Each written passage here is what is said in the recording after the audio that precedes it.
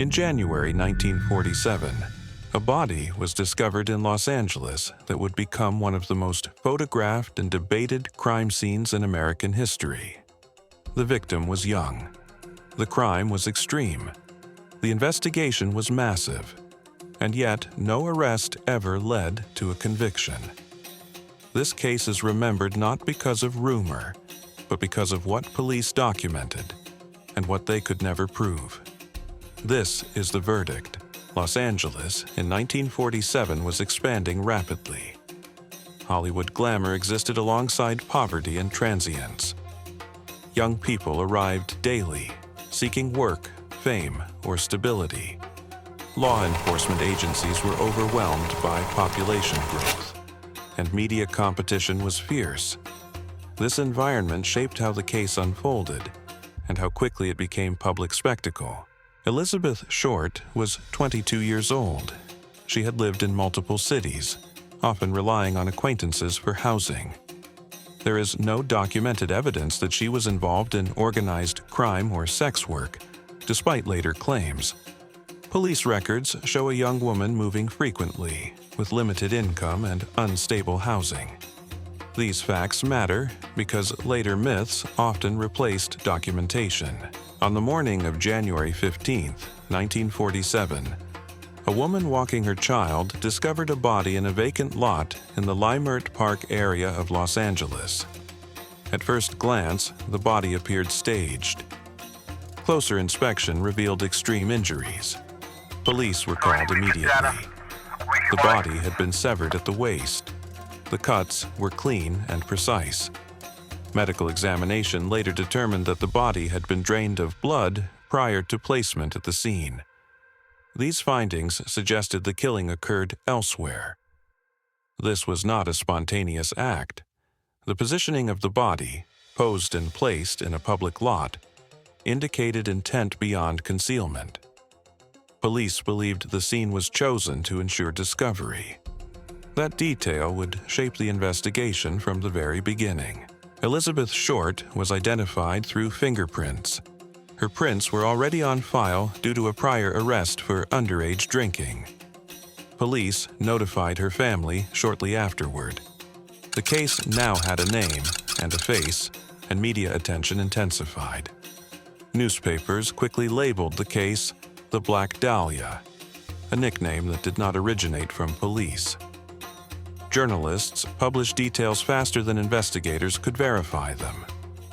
Some information was accurate, some was exaggerated, some was false. This flood of information complicated witness reliability and tip quality. The Los Angeles Police Department assigned dozens of detectives. Hundreds of individuals were interviewed. Thousands of tips were received. Despite the scale, investigators faced a central problem. There was no confirmed crime scene. The clean severing of the body led some investigators to consider whether the perpetrator had medical or anatomical knowledge. However, police never conclusively established that the killer had professional medical training. This remains an interpretation, not a confirmed fact. After the murder, several items were mailed to newspapers, including documents and personal effects belonging to Elizabeth Short. Some letters claimed responsibility. Police confirmed that at least some items were genuinely hers. However, authorship of the messages themselves was never proven.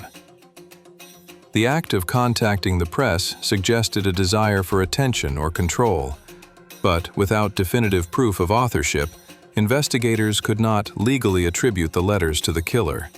So, the letters remain evidence, but not proof. Over time, dozens of individuals were considered suspects. Some were questioned and released. Some were eliminated by alibi. Some were accused years later without new evidence. Importantly, no suspect was ever charged with the murder. Several individuals confessed to the murder over the years. Police investigated each claim. None matched the physical evidence sufficiently to proceed. False confessions are common in high-profile cases, especially when notoriety is involved. In 1947, forensic science was limited. There was no DNA testing, no national criminal databases, no computerized record matching. Evidence could be preserved, but rarely linked conclusively to a person. Investigators lacked a confirmed crime scene, a murder weapon, a reliable eyewitness, forensic evidence tying a suspect directly to the killing. Without these, prosecution was impossible.